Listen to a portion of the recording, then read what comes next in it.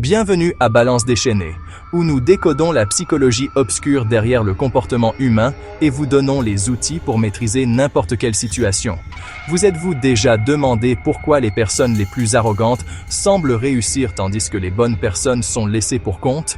Vous êtes sur le point de découvrir la vérité dérangeante sur la psychologie narcissique que les chercheurs de Harvard et les analystes comportementaux du FBI étudient depuis des décennies.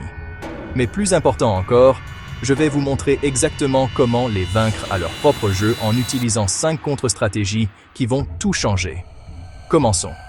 Pensez à une personne manipulatrice que vous connaissez. Là, tout de suite. Imaginez son visage. Entendez sa voix.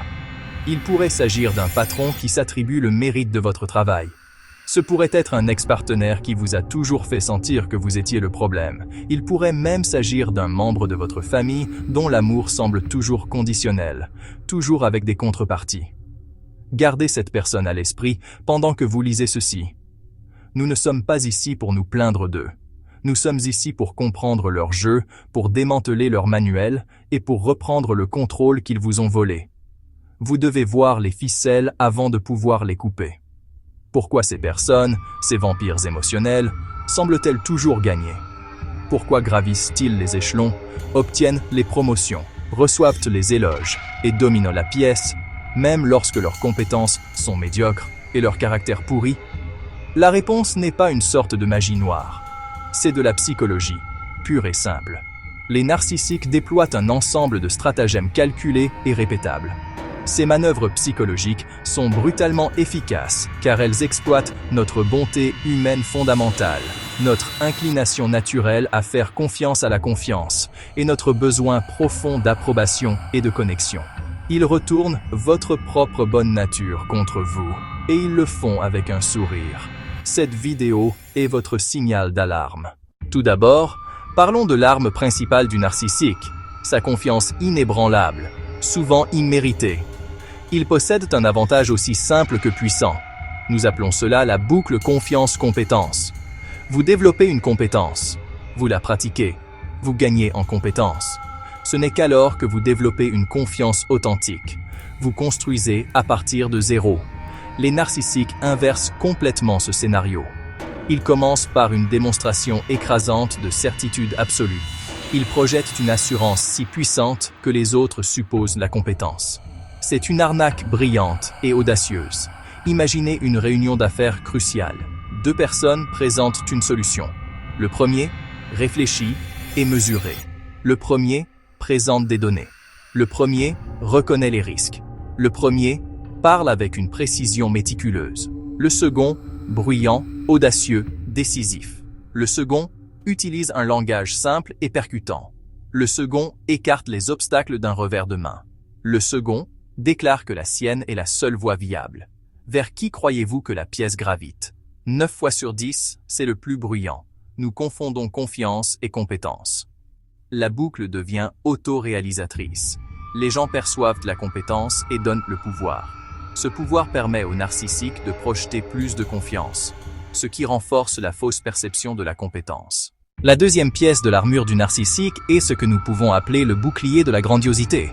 C'est leur refus absolu de admettre leurs torts, montrer de la vulnérabilité, s'excuser pour leurs erreurs. Pour un narcissique, dire « j'ai eu tort, je suis désolé » n'est pas un signe de force, c'est un échec catastrophique. C'est un aveu d'imperfection qui brise leur image de supériorité soigneusement construite. Alors, ils déploient leur bouclier. Ils détournent le blâme. Ils réécrivent l'histoire. Ils projettent leurs propres échecs sur les autres. Si un projet échoue, ce n'était jamais leur idée. C'était votre mauvaise exécution. S'ils vous blessent, vous êtes simplement trop sensible. Cette tactique est incroyablement efficace en milieu professionnel. Elle est aussi efficace en milieu social. La vulnérabilité est souvent mal interprétée comme une faiblesse. Pensez-y. Dans un environnement de travail compétitif, qui semble plus fort, la personne qui dit ouvertement « j'ai fait une erreur et voici comment je vais la corriger » ou la personne qui déclare avec assurance « le plan était parfait, mais l'équipe n'avait pas la vision pour l'exécuter », alors que la première personne fait preuve de responsabilité, la seconde préserve son image d'infaillibilité. La troisième composante de l'avantage du narcissique est leur quête incessante d'un monopole de l'attention. Dans n'importe quelle pièce, dans n'importe quelle conversation, dans n'importe quel groupe, le narcissique travaille sans relâche pour s'assurer qu'il est le centre de l'univers.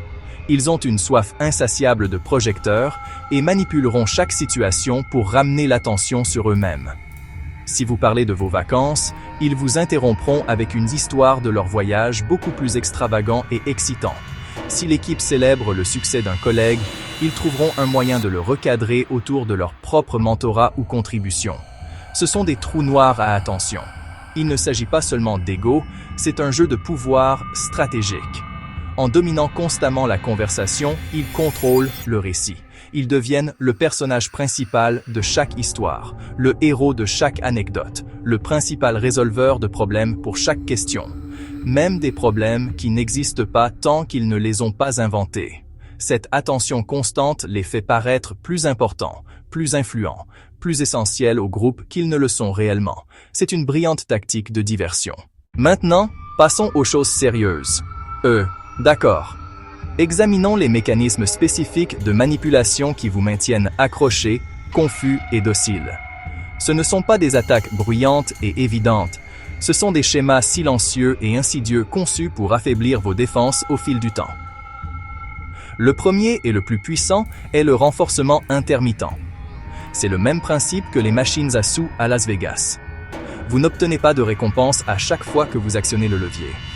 Vous l'obtenez de manière aléatoire, imprévisible. Ce sentiment de « peut-être cette fois » vous pousse à continuer à jouer. Un narcissique utilise cela dans les relations avec un effet dévastateur. Un jour, il vous couvre d'éloges, d'affection, d'attention. Vous vous sentez vu, valorisé et spécial. Vous êtes au sommet du monde. Le lendemain, sans raison, vous recevez un accueil glacial, le silence, des critiques acerbes.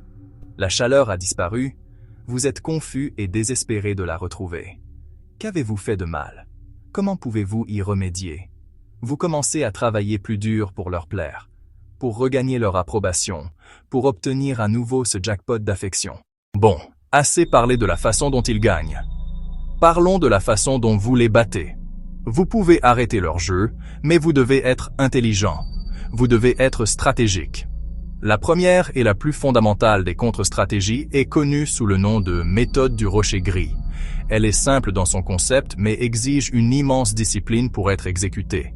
Le but est de vous rendre aussi ennuyeux et indifférent qu'un rocher gris. Les narcissiques sont des incendiaires émotionnels. Ils se nourrissent de drames, de conflits et de réactions intenses. Votre colère, vos larmes, votre frustration, c'est leur carburant. La méthode du rocher gris consiste à les priver de ce carburant. Il essaie de vous provoquer, de chercher la bagarre, de vous entraîner dans son dernier drame, vous ne lui donnez rien. Court, factuel, dépourvu d'émotion. D'accord. Notez. Je vois. Ne vous expliquez pas. Ne défendez pas votre position. Ne vous engagez pas dans la dispute qu'il essaie désespérément de déclencher. Votre visage doit être neutre, votre ton de voix monocorde. Vous devenez une surface ennuyeuse et inintéressante sur laquelle ils ne peuvent pas s'accrocher. Vous êtes un simple rocher gris, posé sur une plage pleine d'autres rochers gris. La deuxième série de stratégies consiste à créer une forteresse de faits et de règles qu'un narcissique ne peut pas franchir. Premièrement, documentez tout, absolument tout. Les narcissiques sont passés maîtres dans l'art de réécrire l'histoire pour qu'elle corresponde à leurs besoins. Ils s'appuient sur votre mémoire floue et leur dénégation confiante pour contrôler le passé. Votre défense contre cela est de devenir un archiviste méticuleux. Après une conversation litigieuse, envoyez un email de suivi résumant ce qui a été discuté. Juste pour confirmer notre conversation, nous avons convenu que je m'occuperai de X. Vous vous occuperiez de Y d'ici vendredi. Veuillez me faire savoir si votre compréhension est différente. Cela crée une trace écrite. Sauvegardez chaque message texte. Archivez chaque email. Prenez des notes pendant ou immédiatement après les réunions, avec les dates et les heures. S'ils font une promesse verbale ou une menace, notez-le dans un journal intime. Il ne s'agit pas de comploter une vengeance. Il s'agit de protéger votre santé mentale. Lorsque le narcissique essaiera inévitablement de vous manipuler en disant « Je n'ai jamais dit ça », Vous n'aurez pas à vous fier à votre mémoire ébranlée. Vous pourrez calmement vous référer à vos dossiers. En fait, selon mes notes de notre réunion du 15 septembre, c'est exactement ce qui a été convenu. Les faits sont comme de l'eau bénite pour un narcissique. Ils reculent devant eux. Votre documentation devient votre version incontestée de la réalité. Parallèlement à la documentation, vous devez établir des limites infranchissables. La dernière série de stratégies implique d'utiliser la propre psychologie du narcissique contre lui et de construire un système de défense qu'il ne peut pas pénétrer. Vous pouvez utiliser leur ego à votre avantage. Les narcissiques sont animés par un besoin insatiable de paraître supérieur, compétent, magnanime. Vous pouvez en tirer parti. Si vous avez besoin de quelque chose d'un patron ou d'un collègue narcissique, formulez votre demande comme une forme de flatterie. Au lieu de dire « j'ai besoin d'aide pour cela », essayez de dire « je suis vraiment bloqué sur ce rapport et vous êtes le seul que je connaisse qui ait l'expertise pour résoudre ce problème ». Ce n'est pas de la tromperie, c'est parler leur langage. Présenter votre besoin comme une occasion pour eux de démontrer leur supériorité rend presque impossible pour eux de refuser. Enfin, construisez votre propre réseau de confiance. Les narcissiques sont des prédateurs qui préfèrent isoler leur proie. Ils veulent que vous vous sentiez seul, que vous doutiez de vous-même, que vous croyiez qu'ils sont les seuls à vous comprendre. Votre défense la plus puissante est un solide système de soutien. Maintenant, choisissez une stratégie, une seule. Essayez-la pendant une semaine. Voyez ce qui se passe. C'est votre premier pas. Faites-le. Merci beaucoup d'avoir regardé jusqu'à la fin. Si cette vidéo vous a été utile, n'hésitez pas à vous abonner pour plus de contenu de ce genre. Appuyez sur le bouton « J'aime » si cela vous a aidé et partagez-la avec quelqu'un qui pourrait en bénéficier. Des questions ou des suggestions pour de futures vidéos, laissez-les en commentaire ci-dessous. À la prochaine!